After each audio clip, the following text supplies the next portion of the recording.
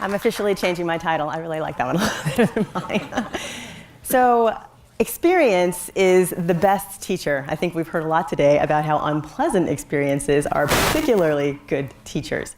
I think every person in here remembers a time where you touched something that was searingly hot and jerked your hand back even before the sensation properly registered as pain. And we all know that these kinds of experiences are way more effective than 1,000 warnings from someone telling you, be careful, don't touch that, that's hot. Touching something hot and having that experience causes you to be way more careful around that specific hot thing and to be aware of and wary around hot things in general. It might even make you try really hard to keep other people from burning themselves by, say, turning pot handles inwards on the stove all the time. I think that failures are very much like those kinds of experiences. They are shocking, they are painful, but they're educational and focusing and motivating. And in my opinion, to get the best out of these unpleasant, unfortunate events that happen to us, we need to do two things. Number one, really squeeze every drop of wisdom we can out of these things that happen to us so we can use those lessons going forward. And number two, try to cultivate a mindset that makes us able to take in the lessons that other people learn through their failures, misfortunes, and unplanned events, and use those things to change our behavior, to actually change our thinking so that we don't have to learn everything the hard way ourselves. So growing up, I was really interested in learning about all things related to space. I watched a lot of Star Trek and Star Wars and Battlestar Galactica with my mom and my brothers. And on those shows, there were often episodes with dramatic plot lines where there was damage to the ship because of fighting or alien force fields or whatever. And the crew had to use their ingenuity in order to solve those things. Sometimes the engineer got to swoop in and save the day, even though sometimes it took them maybe 2 or 3 times to come up with an idea that actually worked. And in the real world, I watched several documentaries growing up about the dawn of the space age, when a lot of them included montages with rocket after rocket exploding and veering off course and falling to the ground. And even though those experiences were really painful for everybody involved, at the very least, it meant weeks or months, if not years, of work going up in smoke. Every time they encountered a failure, they learned something that they could use to adjust what they were doing and incorporate that into their design and try again, and try again, and try again, until eventually they started having successes. Early on in school, I graduated from high school. I went to the University of Kentucky to study mechanical engineering, which I hoped was going to be the first step on a path to having a career in the aerospace industry. I was very fortunate to land a full scholarship that required me to keep a 3.3 GPA. Now, I was a pretty good student in high school. I did work really hard, but a lot of things came easily to me, so I think that made me a little bit complacent in my freshman semester. At the University of Kentucky, they had this great program where they wanted to take incoming scholarship students and kind of give us a scared straight approach to make sure that we didn't veer off track from being all on our own for the first time and partying too hard or whatever. So they actually had a student from the previous year that had slipped below the 3.3 average and was on probation and just had 1 semester to pull his grades up, come and talk to us. And it turns out that I knew this guy. He had gone to high school with me, and I had wondered, like you do, about the graduating seniors, what had happened to him and everybody else. Well, he came and told us a story of how he partied too hard, he wasn't paying enough attention in classes, his grades fell, and now he was in this horrifying position where he had to work extra hard to drag his GPA up and not lose his scholarship. And I knew what was going on here, right? They wanted to bring kids who were just like us to give us a story, and then everything would be good for all the rest of us. Made perfect sense. It resonated with me. I listened to his story. But I think my overwhelming reaction was, yeah, but I'm a great student. This is not going to be me, right? Enter Chemistry 1. Now, all of us incoming freshmen knew that Chemistry 1 was considered to be a difficult, weed-out class. It was taught in a large lecture hall just like this one, and it was just really hard. Now, me and chemistry had never really been friends in high school, and instead of heeding the warning of knowing this was a weed-out class, hearing the warning from the student that taught to us, I sat in the back of the class, like right about there. I talked to my friends. I did the crossword puzzle. I didn't go to class all the time. And as you can imagine, I wasn't doing great. I could tell with the quizzes on the way through that all was not going well. However, I assumed that there was going to be a curve. You know, everybody's having a hard time in this class. It probably won't be too bad. Somehow, magically, everything was just going to work out okay. Well, at the end of the semester, when they were mailing grades home, I was out of town. And so my mom called me to tell me the news. And I can still hear her opening the envelope on the other side of the phone. I can hear the silence as I imagine her scanning over the document. And she says to me in very serious tones, "Okay, Tracy, there's good news and there's bad news. What do you want first?" And I'm like, "Well, tell me the bad news. We'll save the good news for later. Okay, bad news first, bad news first." And she said, "You know the class you were worried you were going to get a C in? Well, you got a D." Wow. And I just had this moment of sheer panic when I realized that I was that guy. I was turning into that cautionary tale who'd be like talking to the students the next time coming in and, "Yeah, don't do what I did," right? It's horrifying. But after a moment, she said, "The good news is you got an A and everything else, so you just barely squeaked in with a 3.328. And I felt just like I had snatched my hand back from a hot stove fast enough to get a blister without doing myself more damage. Holy cow. So that near failure really motivated me to change my chemistry study habits, right? So I retook Chemistry 1 the next year. I didn't fail, but come on, I couldn't keep that on my transcript. I retook Chemistry 1 the next semester, as well as Chemistry 2, so I could stay on schedule. And I did what you know you're supposed to do. I sat in the front of the class, and I showed up to every class, and I took notes, and I read the material beforehand. I went to office. I was the model student in chemistry that time. And all of that extra work paid off. I got an A in Chemistry 1 and 2, yay me. And I also realized this really great silver lining associated with this failure. It turns out at that time, I don't know if they still do this, but the University of Kentucky allowed students to retake up to 3 classes, and they didn't just average the grades together, they threw out the first grade and replaced it with the second grade. So if you were to look back at my transcripts now, it looked like I got a 4.0 my freshman year. Like I was just hot stuff the whole time through. But this whole experience really let me see that I wasted a lot of time. I could have taken in the lesson that was taught by that student, paid attention in class, and not had to go through the horror of doing it the hard way. So after graduating from the University of Kentucky, I did much better for the rest of my time there, in case you were wondering. I went to Georgia Tech to get my master's degree in mechanical engineering, and I went on to land a job working for NASA at the Jet Propulsion Laboratory here in Pasadena, California.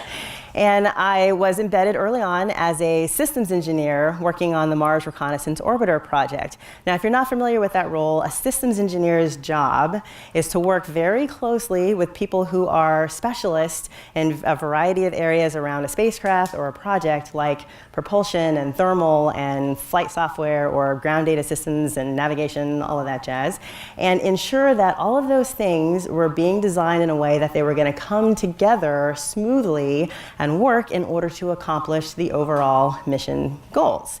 So as a brand new engineer, every person I talked to knew a ton more than I did, so it was hard not to feel a little bit useless some of the time, most of the time, kind of all the time when I first started working.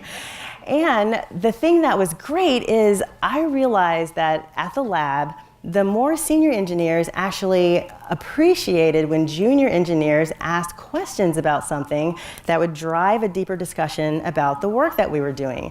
Those of you who are students, if you can imagine or remember a time when you were tutoring another student in a subject that you were more comfortable in than they were. They might ask you a question and you would know the answer, but maybe you'd go off and do a little bit of digging and come back with a more complete answer. And that way you both wind up with a more nuanced understanding of why the answer was what it was. So you're bringing value to the student, but they're also bringing value to you and helping you hone your understanding in something. So similarly, in the work that we do, when an engineer, any engineer, even a junior one, asks a question about something or why we're doing something the way we are, it can cause the more experienced experts to reassess what we're doing and maybe ultimately change something. When you're trying to develop complicated spacecraft and instruments and send them out to explore new planets, we're really stretching the bounds of technology and applying techniques to brand new and different mission designs. So questioning given assumptions about how we're doing things is a great way to ensure we're incorporating changes appropriately along the way and not just stagnating in our methods. I also learned a lot about the NASA Lessons Learned database, which is a way that we try to make sure we share the lessons that are learned by engineers. So you don't just learn from the issues and problems you bump into along the way. That would be expensive, reinventing the wheel in space every time. Wow. So we like to gather the knowledge from people working on a variety of different missions and keep them in a place where we can get to them. Actually, you, any member of the public, can go to this website right there and look at the contents of the Lessons Learned database. And it includes a broad array of issues that cropped up along many, many years.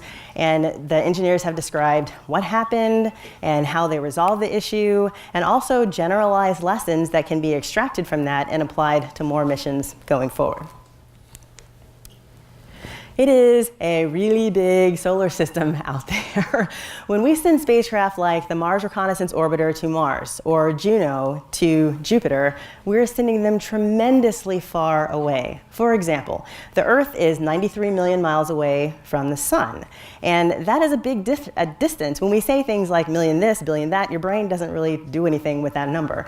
But if you were to drive a 93 million mile line at 100 miles an hour, it would take you 106 years to reach the end.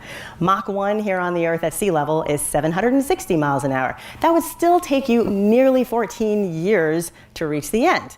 Now, we communicate with our spacecraft using electromagnetic waves that travel at the speed of light. Light zips along at 670 million miles per hour, now we're talking, but it still takes an appreciable 8 minutes and 19 seconds for light to travel 93 million miles.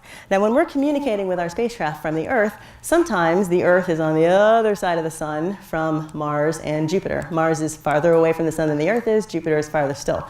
When the Earth is over here and these planets are on this side, the longest one-way light time distance to Mars can be as much as 24 minutes. And the longest one-way light time all the way out to Jupiter can be as much as 50 minutes, over 50 minutes.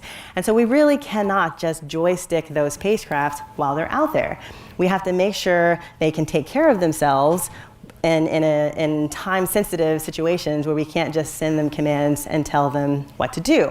So we spend a tremendous amount of time trying to go through all of the horrible scenarios we can come up with for things that could go wrong and anticipating them.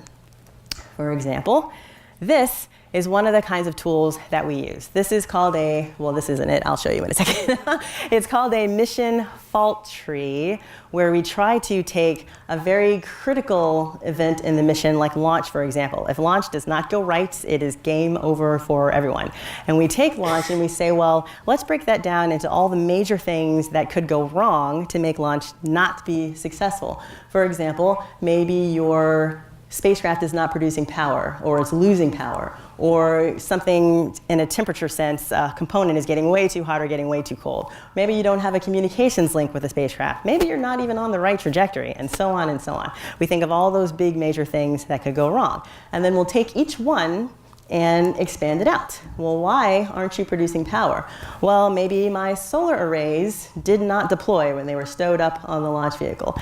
Maybe they're deployed, but they're not producing power, and so on and so forth. And then you take each one of those, like say, well, why didn't your solar arrays deploy? Well, maybe the latches that hold it shut when you're on the launch vehicle just didn't release. Well, maybe that released, but then you had a hinge that seized up. Well, maybe the hinge was doing just fine, but you had a damper that froze. And maybe the damper was fine, but yeah, and so on and so on. You get the idea. Lots and lots of things.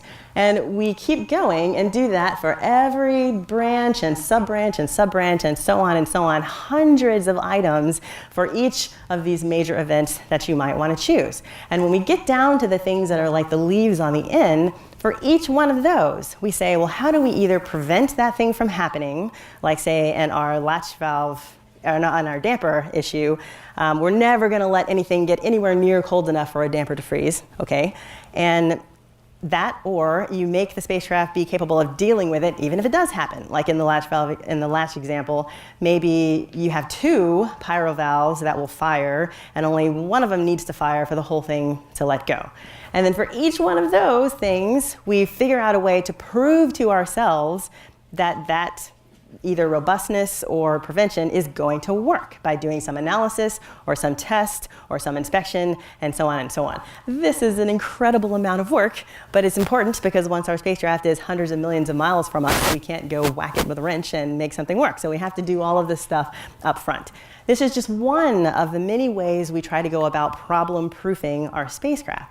But we know from decades of experience that no matter how much analysis you do, no matter how much design tweaking you do, chances are good, just because of the sheer novelty of what we're doing, that everything is not going to go exactly according to plan.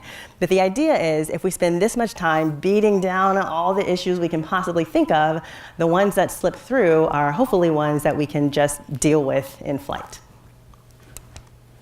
So this is going to be an example from my recent experience on the Juno mission. Now, Juno launched in 2011 on its way to Jupiter, and it took a big looping path way out beyond the orbit of Mars, looping back in by the Earth in 2013 in order to get a gravity assist. We needed the Earth flyby in order to increase the acceleration of the spacecraft enough to get all the way out to Jupiter 3 years later in July 2016. Now, the Earth flyby event is not critical in the same way that launch is, because we did all of the final trajectory correction maneuvers weeks and months in advance to set the spacecraft up on its path to do the flyby. So at that point, it was really all just physics.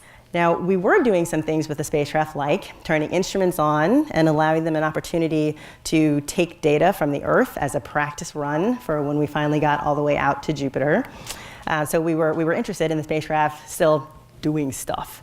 And on the day of Earth flyby, we knew that the spacecraft was going to go on a path that took it behind the Earth with respect to the sun. We were going into the Earth's shadow. And we knew that. We planned for it. We designed for it. We did analysis to make sure nothing on the spacecraft was going to get too cold when it's here in the shadow. We made sure we had enough energy in the battery because the spacecraft would be just relying on its battery. There'd be no sun on their rays to produce power. I also knew that Juno was based largely on Mars Reconnaissance Orbiter heritage. On that spacecraft at Mars, it goes into the Mars shadow with respect to the sun every couple of hours, every orbit, and the hardware has always worked just fine. On Juno, this was going to be our only time passing into the shadow of a planet after launch. We designed the orbit so that when we got all the way out of Jupiter, if you guys are the sun, the spacecraft is orbiting this way, so it would always have sun on the arrays. One of the things we do at the lab in order to make sure we spread the knowledge around of things that people have learned on other projects is have engineers on a mission present our plans for major events like this to very senior engineers and managers at the lab in order to ask them for their advice and suggestions on other things we should do or think about before we actually go do this event. So we presented all our plans and all our details. People gave us plenty of suggestions, things to go look at. But one of them also reiterated the fact that this is a unique event in your mission. You need to really be careful about it. Look at everything with critical eyes, double check, triple check.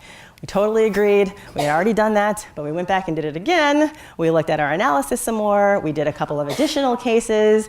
Everything looked fine. And in my mind, the hardware was designed to do this. The analysis was showing that it was fine. Everything was checking out. We were going to be testing the sequences, so we were good to go. On the day of Earth flyby, we had our whole operations team in our 2 mission support areas. It was a very exciting day. It's always exciting when big things are happening. And we even had this really cool outreach event going on where ham radio operators all across the world were sending a synchronized high signal to the spacecraft that we would be able to pick up with one of our instruments and then tell the world later, we heard you when we were going by. Super cute, right? So it was really exciting. The whole world was watching, and we were all in this together, waiting for the spacecraft to go by on its last close past the Earth before it headed out on its way all the way out to Jupiter. And so on that day, we all have our eyes glued to the telemetry. Everything is going picture perfect, tick, tick, tick, all the way through. We were getting near the point where we were going to go across the day-night terminator and the spacecraft was heading into the darkness. And Everything was still going fine. Tick, tick, tick. It went picture perfect until it got about 12 minutes into the 19-minute eclipse.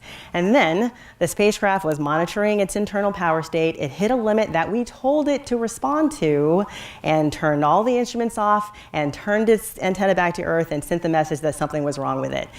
My thought was, you have got to be kidding. We looked at this so many times. How did we miss it? How did I miss this?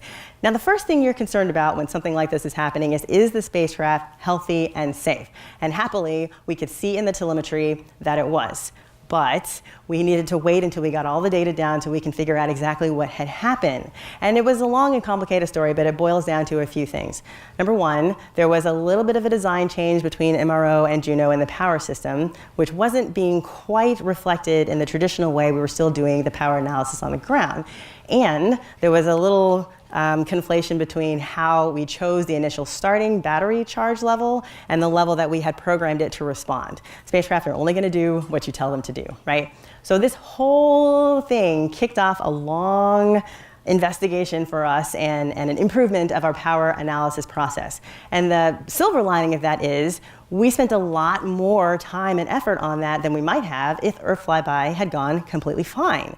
And if we had decided much later in the game to do a major upgrade to our power analysis process, we would have been trying to do that piled on top of all the other work we were doing to get ready for our arrival at Jupiter and all the other stuff we've been learning since we got in orbit. So that wound up being a great silver lining. And a big takeaway for me was, it's really hard to spot tiny nuanced problems if in the back of your mind, subconsciously, you really think there's nothing wrong. But if you can switch your perspective, convince yourself there is a problem and you have to find it, then you can bring that laser focus to what you're doing. Now, the problem is you can't spend 10,000 hours on 10,000 tiny little insignificant issues, most of which are unlikely. But you have to find the way to focus in on the ones that matter, and thinking about new, different, unique events is usually a pretty good place to start. So for me, I've been working at the lab for 17 years. I've had the fortune of working on 3 different flight missions: Mars Reconnaissance Orbiter, Kepler, and Juno. And what I've learned is that it's those issues you bump into along the way that teach you the best lesson. These are the ways that we as engineers grow into more experienced veterans and are more able to recognize and predict potential issues in the future. And the last thing I wanted to leave you with is this. A lot of people think that the path to success means you make the wrong turn and you wind up at failure, or you make the right turn and you wind up at success. But in my experience, and I think we've heard a lot here today, the right path to success typically leads right through failure, as evidenced by this. Failure leads you to learn a lot of things that help get you over the obstacles in your way towards success. So the next time you have an unpleasant, unfortunate event happen to you, please resist the urge to put it behind you, close your eyes to it, and never speak of it again. That would be such a waste. It's already happened, so you might as well pull it in close and peel away all the layers and get every last ounce of knowledge you can get out of it, because those are the things that are going to help you on your path to success. Thank you.